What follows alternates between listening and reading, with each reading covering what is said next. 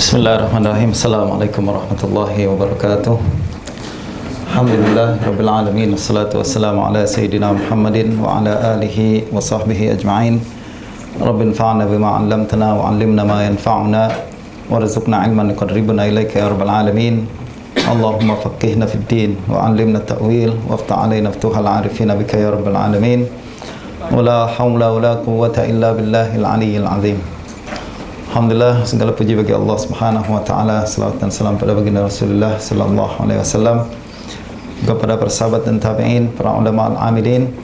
Moga Allah Subhanahu wa taala memberikan taufik dan hidayahnya kepada kita semua untuk terus memahami, meningkatkan ilmu pengetahuan kita dan terus mempelajari dan mendalami hadis-hadis baginda Nabi sallallahu alaihi wasallam dan ilmu-ilmu yang berkaitan dengan ilmu hadis insyaallah. Dan tuan dan puan sekalian, ini adalah sesi yang keempat daripada pembacaan kitab Usulul Jarh wa Ta'dil karangan Syekh Dr. Nuruddin Ekter. Pada kesempatan kali ini kita akan melanjutkan perbahasan kita masih berkenaan dengan asas, perbincangan asas berkenaan dengan perawi. Kita telah sedikit sedutan daripada perbahasan sebelum ini. Kita telah berbincang pada kesempatan yang lepas bahawa seorang perawi hadis secara amnya boleh dibagi menjadi dua bagian. Yang pertama adalah tabaqah sahabat Nabi sallallahu alaihi wasallam, dan berikutnya adalah bagian kumpulan yang bukan sahabat Nabi. Pada perjumpaan yang lepas kita sudah berbincang tentang kumpulan yang masuk dalam tabaqah sahabat, dan kita telah sebutkan bahawa mereka semuanya adalah udul dan dhabit. Udul dan dhabitin. Mereka adalahnya tidak dipertanyakan. Maknanya adalah secara kepribadian mereka saleh dan selari dengan tuntutan agama. Dan secara hafalan mereka adalah dhabit, sebab mereka bercampur dengan Nabi sallallahu alaihi wasallam, menghafal hadis-hadis Nabi dan menyampaikannya tanpa perubahan sedikit pun. Dan pada kesempatan kali ini kita akan berbincang tentang al-mabhasu tsani fi sifati man tuqbalu riwayatuhu siwa sahabah. Perbahasan yang kedua berkenaan dengan sifat-sifat kumpulan perawi selain sahabat. Sahabat kita sudah selesaikan sampai kepada kesimpulan mereka udul dan dhabit. Dengan kata lain, mereka adalah siqah semuanya. Sebab siqah adalah orang yang menghimpun antara sifat adalah dan dhabit sekali. Dan sekarang kita akan berbincang tentang sebagian perawi yang selepas para sahabat Nabi, dan mereka secara amnya tidak diberikan penilaian umum seperti sahabat, yaitu semuanya siqah. Akan tapi ada perincian masing-masing. Sebagian mereka ada yang disebut siqah dan dinilai siqah, dan sebagian ada yang dinilai tidak siqah. Dan apa yang dimaksud dengan siqah? Maksudnya dipercaya sehingga riwayatnya diterima dan disahihkan. Mereka adalah orang yang memiliki dua sifat, yaitu adalah dan dhabt. Siapa yang memiliki dua sifat ini, adalah dan dhabt, maka dia siqah. Siapa yang tidak memiliki sifat ini, adalah dan dhabt, maka dia tidak dikira sebagai siqah. Ini adalah selepas para sahabat Nabi. Kita akan bincang sekarang ini berkenaan dengan rincian apa yang dimaksud dengan adalah dan rincian apa yang dimaksud dengan dhabt insyaallah.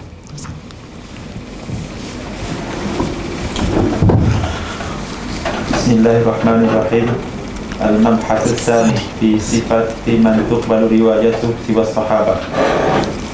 عرفنا من قبل حصر مجموع صفات من تقبل روايته في شرطين أساسيين هما العدالة والضبط، وقد فصل الخطيب بحثهما في بابين رئيسين أتبع كل منهما أبوابا مكملة له ومفصلة، وهذا البابان هما باب القول في حكم من بعد الصحابة وذكر الشرائط التي توجب قبول روايته تكلم فيه عن الضبط، وباب الكلام في العدالة وأحكامها بحث فيه خصلة العدالة، ونفصل البحث في كل من العدالة والضبط فيما يأتي.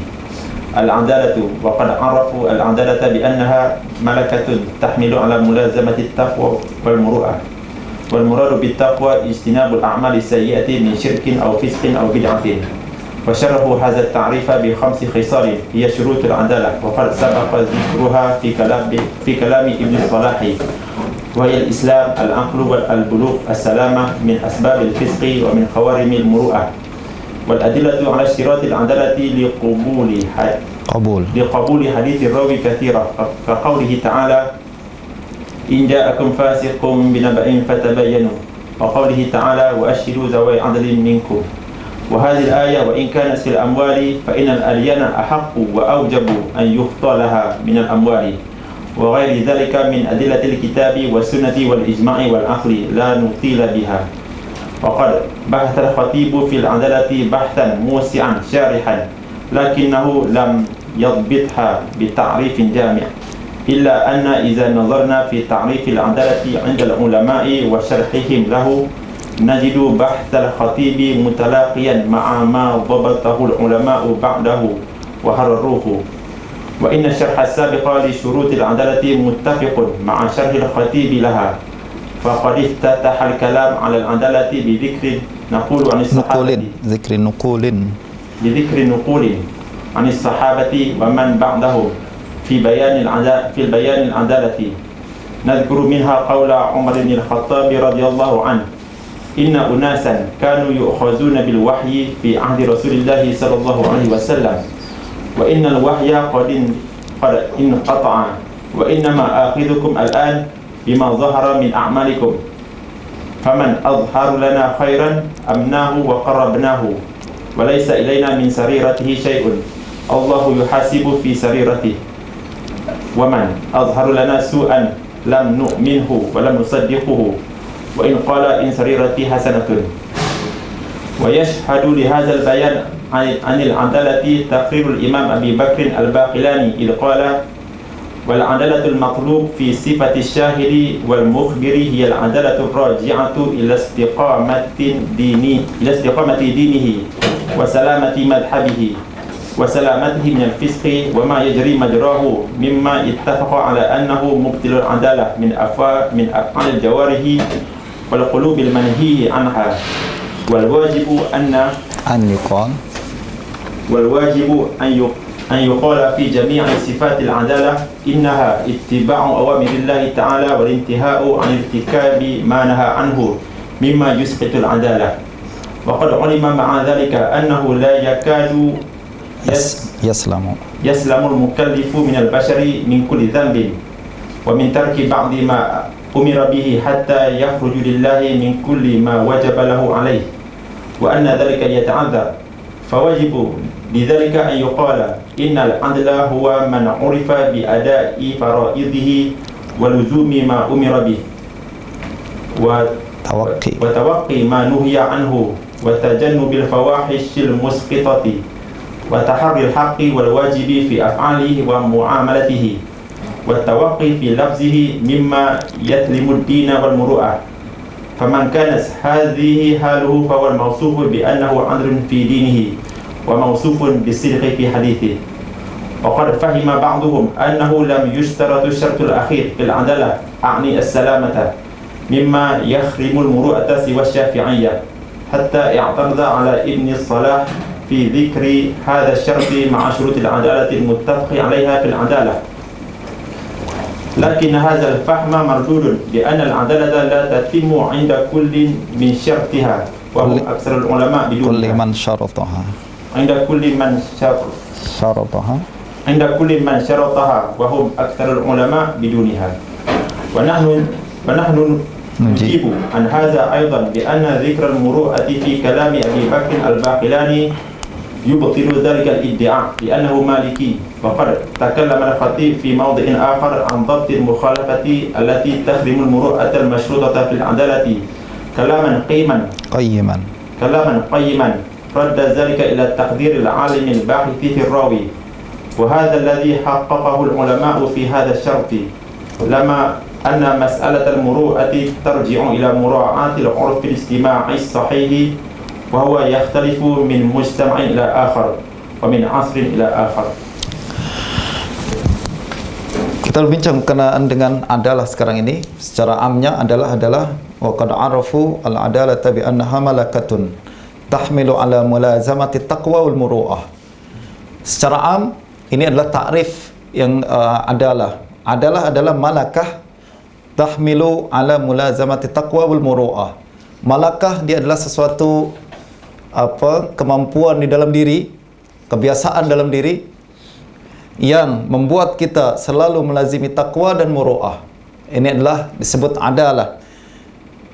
Seseorang yang memiliki kejiwaan bukan buat-buatan, akan tapi memang berada di dalam dirinya, itu disebut malakah, kemahiran, skill, sesuatu yang berada di dalam diri orang tersebut yang membuat dia selalu melazimkan takwa dan melazimkan muru'ah. Orang yang memiliki sifat seperti ini, maka dia disebut telah memiliki adalah. Kita sudah bincang perkara tersebut pada kesempatan yang lepas. Dan kalau apa yang dimaksud dengan takwa, wal muradu bit taqwa ijtinabul a'mali sayyi'ah min syirkin aw fiskin aw bid'ah. Yang disebut dengan takwa adalah menjauhi amalan-amalan buruk, sama ada syirik atau fasik ataupun bid'ah.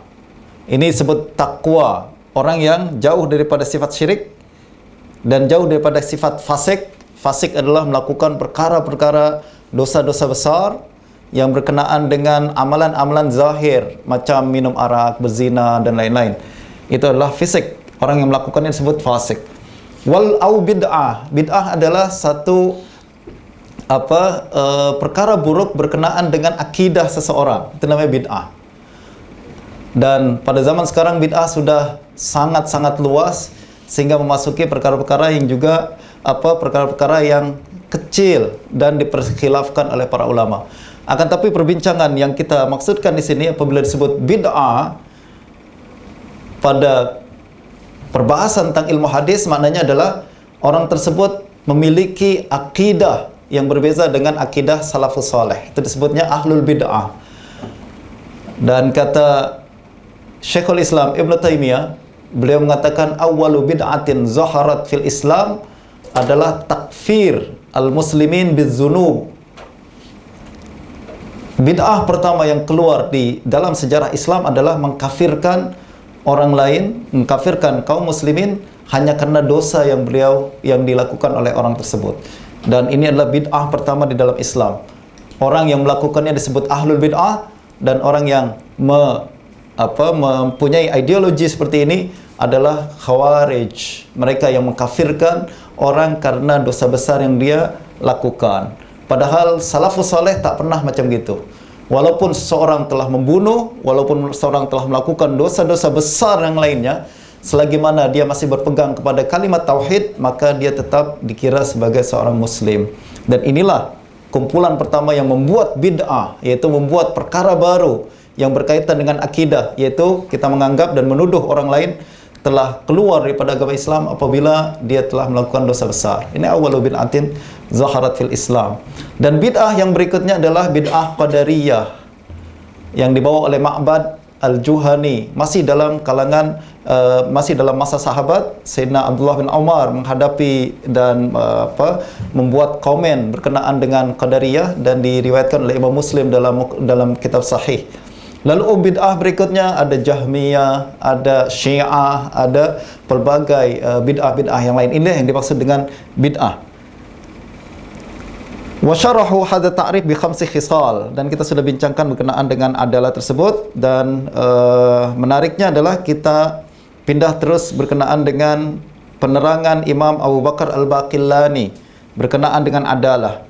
Wal adalatul matlubah fi sifati syahid wal mukhbir hiya al adalatul raja'ah ila istiqamati dinihi wa salamati mazhabihi wa salamatihi minal fisq wa ma yajri majrahu mimma ittafaqa ala annahu mubtilul adalah min af'alil jawarih wal qulubil manhi anha.